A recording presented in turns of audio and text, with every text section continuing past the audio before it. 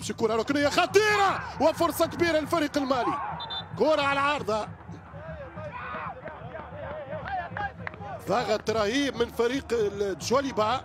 حمزة جلاسي يلعب كرة طويلة بعيدة بعيدة، بلايلي جابها، خميس عليك بلايلي، يوسف البلايلي، والهدف الأول يضيع للترجي. مش ممكن.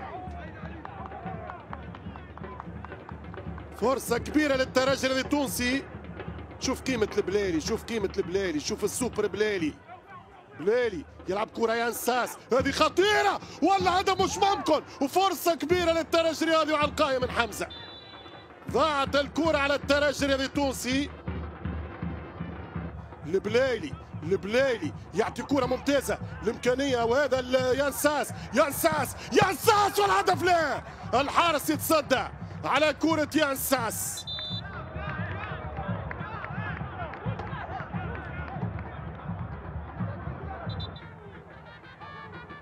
توغاي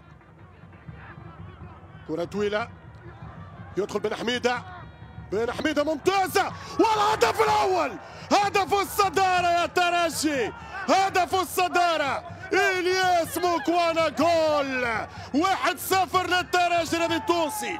برافو بن حميدة، إصرار، هروب، إفلات وانفلات، ومن ثم تسجيل. 1-0 للترجي الرياضي التونسي، 1-0 للترجي الرياضي عن طريق إلياس موكوانا. جول بن حميدة، شابو باهية، بن حميدة حط الثاني يا ترجي، جيب الثاني، شوط والهدف الثاني يضيع. فرصة كبيرة للترجي الرياضي التونسي. كرة من البلايلي والثاني، وفرصة كبيرة والهدف الثاني. مش ممكن. كرة عن طريق معشة.